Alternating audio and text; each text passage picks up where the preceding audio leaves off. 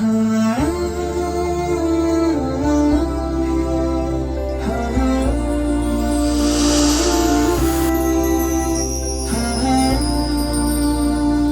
علیکم ورحمۃ اللہ وبرکاتہ۔ اس سے قبل وحی کے سلسلے میں بیان کیا گیا کہ وحی کیا ہے، وحی کی ضرورت انسان کو کتنی ہے۔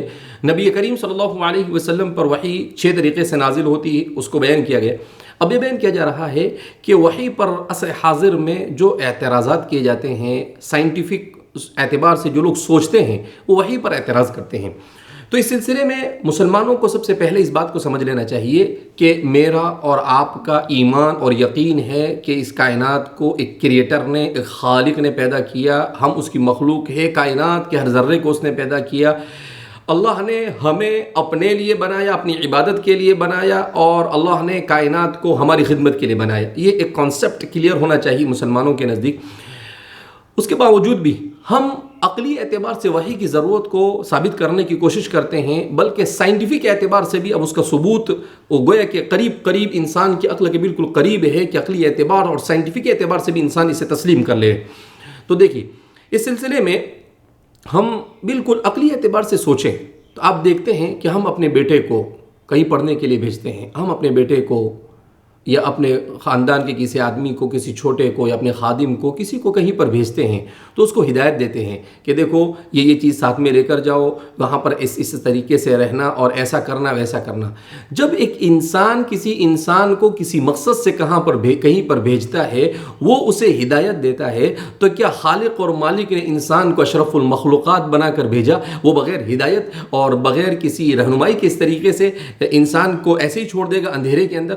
شیخ الاسلام حضرت مولانا تقی عثمانی صاحب ہی کی تعلیمات کو آپ کے سامنے بیان کیا جا رہا ہے۔ حضرت نے بہت اچھی عقلی بات بیان فرمائی ہے کہ اللہ کیسے انسان کو اندھیرے میں چھوڑ سکتا ہے۔ لہذا عقل اس بات کا تقاضا کرتی ہے، اگر عقل سلیم ہے تو، کہ انسان کو اللہ کی ہدایت کی ضرورت ہے، اور وہی ہدایت وحی کے ذریعے سے انسان کو اللہ رب العزت پہنچا رہا ہے۔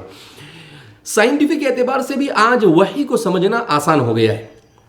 تو اس سلسلے میں سب سے پہلے ہم یہ سمجھے کہ ایک تو ہمارے صوفیہ اور جو لوگ قلب پر اور دل پر بہت زیادہ محنت کرتے ہیں، ان کے یہاں پر تصرف خیال کے نام سے ایک اصطلاح کا قدیم زمانے سے چلی آئی۔ اس میں کیا ہوتا ہے کہ انسان جب بہت زیادہ ریاضت اور محنت کرتا ہے تو ریاضت اور محنت کرنے کے بعد اپنے سامنے جو آدمی بیٹھا ہوا ہے، اس آدمی پر اپنے خیالات کو اس کے دل پر انڈیل سکتا ہے، اس کی عقل پر کنٹرول کر سکتا ہے، اور اس سے جو چاہے وہ کہلوا سکتا ہے، جو چاہے وہ کروا سکتا ہے۔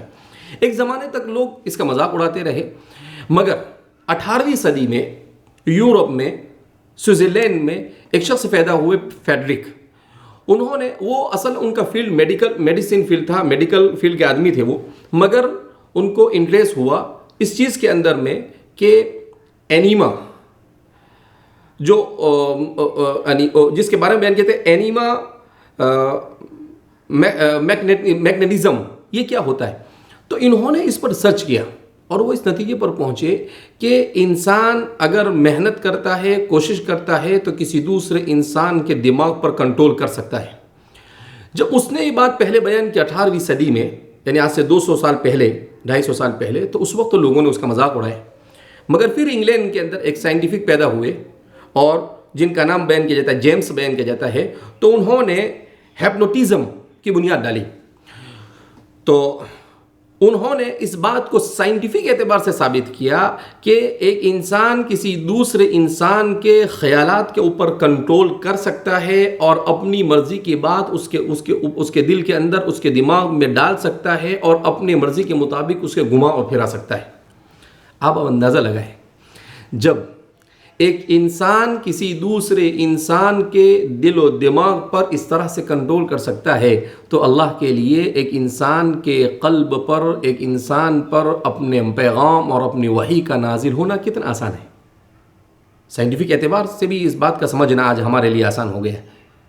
لہذا اس بنا پر یہ وحی پر جو شبہ کیا جاتا ہے، اور وحی کے سلسلے میں جو عجیب عجیب قسم کی باتیں مستشرقین اور اورینٹلسٹ کی طرف سے بیان کی جاتی ہے، یہ سراسر بے بنیاد ہے۔ نہ عقلی اعتبار سے وہ صحیح ہے، نہ سائنٹیفک اعتبار سے صحیح ہے، اور نہ اسلامی طریقے کے اعتبار سے صحیح ہے۔ کسی اعتبار سے صحیح یہی ہے کہ انسان کی رہنمائی کے لیے اللہ رب العزت نے بھیجا۔ اسی لیے کہا جاتا ہے کہ دنیا میں ایپسٹومولوجی ایک نظریہ ہے جس کو نظریہ علم کہتے ہیں، اس کو فلسفہ آف نالج کہتے ہیں، اس کو فلسفۃ الفلسفہ، فلسفہ اور فلسفہ کہا جاتا ہے جس کو، تو یہ نظریہ اس میں بحث کی جاتی ہے. کس سے بحث کی جاتی ہے؟ اسی سے بحث کی جاتی ہے کہ ذرائع علم، سورسز آف نالج کیا ہے. تو بیان کیا جاتا ہے کہ سورس آف نالج جو ہے وہ 3 چیزیں ہیں. ایک تو سورس آف نالج میں بیان کیا جاتا ہے مشاہدہ اور تجربہ، آبزرو، آنکھوں سے دیکھ کر اور تجربہ کر کر انسان کسی چیز کے ڈیپ میں جا کر اس کا نالج حاصل کرتا ہے.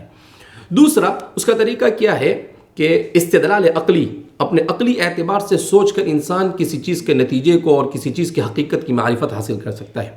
اور تیسرا کیا، معتبر ذرائع کی خبر، کہیں سے آپ نے کسی معتبر ذریعے سے اوتھنٹک انداز میں آپ کو کسی نے کوئی چیز بتلائی. تو یہ 3 طریقے. اب ان 3 طریقوں میں اگر آپ دیکھتے ہیں تو پہلا اور دوسرا تو کوئی مسئلہ نہیں. جو تیسرا طریقہ ہے اس کو سائنسی اعتبار سے یہ لوگ یہ کہتے ہیں کہ یہ صرف ایک انسان دوسرے انسان کو خبر دے، لیکن ہمارے یہاں پر اس کی 2 قسمیں بیان کی جاتی ہے. اس کی ایک قسم بیان کی جاتی ہے کہ ایک تو ہے خبر دینے والا انسان کو انسان ہو، اور دوسرا خبر دینے والا انسان کو خالق اور مالک ہو، اسی کو وحی کہا جاتا ہے.